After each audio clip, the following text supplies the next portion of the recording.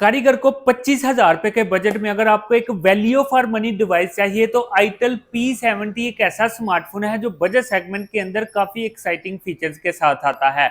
क्योंकि budget segment के अंदर अक्सर यूजर की यही रिक्वायरमेंट होती है कि आपको एक अच्छा डिस्प्ले मिले, जो कि ये स्मार्टफोन आपको फॉर श्योर ऑफर भी करवा रहा है। इसके अलावा आपको एक बड़ी बैटरी बैकअप चाहिए होती है बजट सेगमेंट के लिहाज से, तो इस स्मार्टफोन में आपको 10,000 mAh की बड़ी बैटरी मिल जाएगी, जो कि काफी अच्छी बात है। और बजट सेगमेंट का हमेशा एक ही मसला रहता है कि वो स्मार्टफोन स्मूथ नहीं होता अपनी परफॉर्मेंस के मामले में, तो ये स्मार्टफोन आपको परफॉर्मेंस भी काफी कमाल की ऑफर करवाता है। तो चेक करते हैं कि ये स्मार्टफोन आपको आखिरकार कौन कौन से मजेदार और नए फीचर्स ऑफर करवाएगा। तो अगर मैं इसके डिजाइन की बात करूं तो आपको वाकई में बहुत ही कमाल का मिल जाता है, क्योंकि आपको एक मैकेनिकल, एक इंडस्ट्रियल, एक फ्यूचरिस्टिक डिजाइन ऑफर करवाता है, जिसमें आपके हाथों में पकड़े एक प्रीमियम वाइब आने वाली है। प्लास्टिक बैग तो देखने को मिल जाएगी, लेकिन इसके पीछे जो टेक्सचर लगे हुए हैं आपको एक फ्यूचरिस्टिक डिजाइन ऑफर करवाते हैं। इसके अलावा आपको एक धोखा स्मार्टफोन में जरूर मिलेगा कि कैमरा मॉड्यूल आपको ऐसा लगेगा कि ट्रिपल बैक कैमरा सेटअप लगा हुआ है, लेकिन ऐसा बिल्कुल भी नहीं है। सिर्फ एक प्राइमरी लेंस लगा हुआ है, सिंगल कैमरा बैकअप लगा हुआ है। इसके अलावा दो जो है सिर्फ आप लोगों को दिखाने के लिए या स्मार्टफोन की खूबसूरती के लिए लगाए गए हैं, लेकिन ओवरऑल आपको प्लास्टिक का फ्रेम ही देखने को मिल जाएगा। लेकिन इस स्मार्टफोन के डिजाइन पर काफी अच्छा खासा काम किया गया है। आईटेल को पता है कि इस स्मार्टफोन के सेगमेंट में इस यूजर को किस तरह टारगेट करना है। उन्होंने आपको डिजाइन के मामले में एक वाकई में एक प्रीमियम और यूनिक डिवाइस ऑफर करवाई है, जो फॉर श्योर आपके हाथों में पकड़े एक महंगे स्मार्टफोन वाली वाइब भी लेकर आती है। और इस स्मार्टफोन का जो मेन हाईलाइटेड फीचर है वो इसकी 10,000 mAh की बैटरी है, जो आपका तकरीबन 3 से 4 दिन फॉर श्योर बैटरी बैकअप तो ऑफर करवाने ही वाली है। और ये 10,000 mAh की बैटरी सारी नहीं, 6,000 mAh की बैटरी आपको स्मार्टफोन के अंदर मिल जाएगी, जो अगेन 25,000 के सेगमेंट के लिहाज से काफी अच्छी बैटरी है। मतलब कि अगर ये अपना पावर केस ना भी देते 4,000 mAh वाला, तो उसके अलावा भी ये स्मार्टफोन आपको एक अच्छा बैटरी बैकअप ऑफर करवा रहा था 6,000 mAh का। इसके साथ आपको 4,000 mAh का एक पावर बैंक या पावर केस देखने को मिल जाता है, जो आपके स्मार्टफोन के साथ अटैच हो जाएगा और आपके स्मार्टफोन को 10,000 mAh की बैटरी कैपेसिटी ऑफर करवाएगा।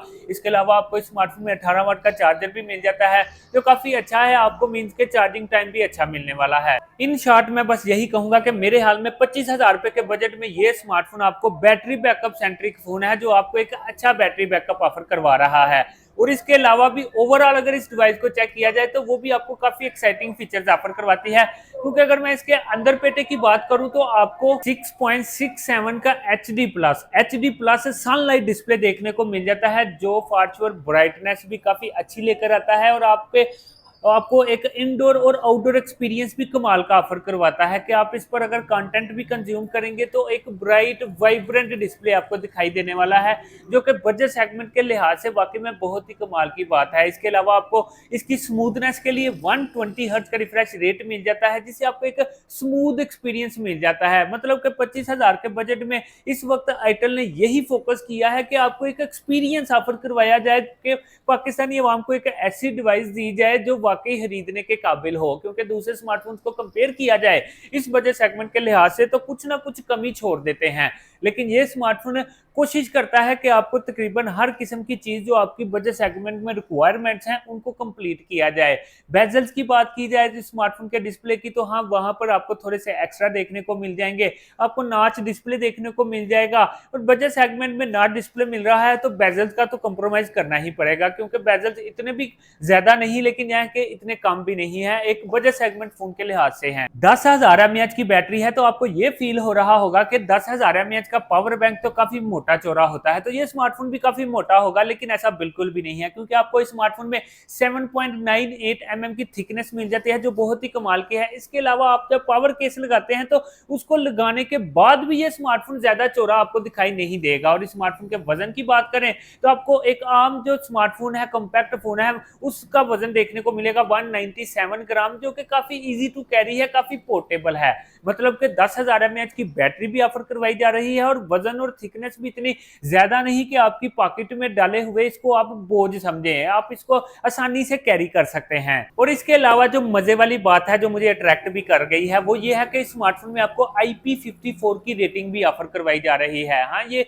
वाटर प्रूफ तो नहीं इसे कहा जा सकता, लेकिन ये है कि डस्ट एंड स्प्लैश रेजिस्टेंट है। और इसका डिस्प्ले ऐसा स्प्लैश रेजिस्टेंट है कि अगर इसके डिस्प्ले के ऊपर पानी भी गिरा दिया जाए तो आपका टच 100% वर्किंग में होगा। जो कि बजट सेगमेंट की हम बात कर रहे हैं, यहाँ पर हम स्मार्टफोन को कंपेयर कर रहे हैं एक बजट कैटेगरी का फोन है, और आपको एक काफी अच्छा डिसेंट ऑफरिंग करवा रहा है कि जो 40, 50, 60 हजार रुपए वाले स्मार्टफोन के अंदर आपको फीचर्स देखने को मिल जाते हैं, या उनमें भी ये तकरीबन मिस ही होते हैं, वो भी आपको इस 25,000 वाले स्मार्टफोन में मिल रहे हैं, जो कि अच्छी बात है। आईटेल की तरफ से एक काफी कमाल की काविश है, और 100% आपकी तरफ से एक दफा नजरसानी की मुंतजिर है। और हाँ, बजट सेगमेंट में हमेशा यही कंप्लेन रही है कि स्मार्टफोन का डिस्प्ले अच्छा होता है, उसका डिजाइन बहुत कमाल का होता है, लेकिन परफॉर्मेंस के मामले में हमेशा ही खच मार देता है। लेकिन ये स्मार्टफोन बिल्कुल भी ऐसा नहीं करता, क्योंकि आपको इस स्मार्टफोन में हीलियो G50 अल्ट्रा का प्रोसेसर देखने को मिल जाता है, जिसको आप जितने भी बजट सेगमेंट के स्मार्टफोन है उनके साथ कंपेयर करेंगे तो काफी अच्छा परफॉर्म करेगा। आपके